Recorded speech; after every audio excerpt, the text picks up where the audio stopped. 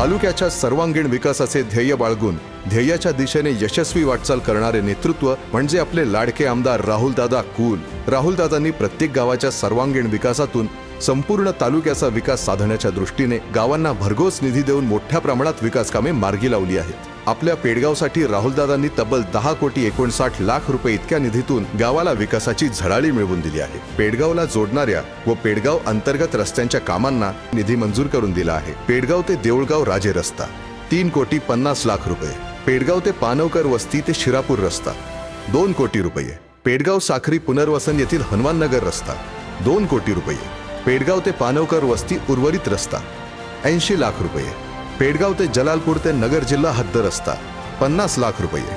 त्यापैकी अनेक कामे पूर्ण झाली असून काही कामे प्रगतीपथावर आहेत। रस्त्यांच्या कामामुळे दळणवळणाला व गावाच्या विकासाला हातभार लागणार आहे। गावातील प्रत्येकाला नळाद्वारे स्वच्छ व मुबलक पाणी पुरवठा व्हावा या उद्देशाने जलजीवन मिशन पाणी पुरवठा योजनेअंतर्गत 1,09,00,000 रुपयांच्या निधीतून नळ पाणी पुरवठा योजनेचे काम सुरू असून ते अंतिम टप्प्यात आहे। कार्यसम्राट आमदार राहुलदादा कुल यांनी गावातील मंदिर परिसर, समाज मंदिर व स्मशानभूमी परिसराच्या विकासासाठी निधी मिळवून दिला असून त्यातून अनेक कामे मार्गी लागली आहेत। या कामांमुळे परिसराच्या सौंदर्यात भर पडली आहे।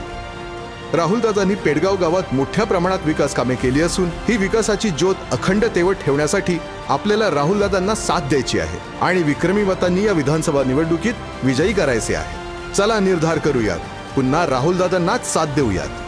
लढा स्वाभिमानाचा, दौंडच्या प्रगतीचा।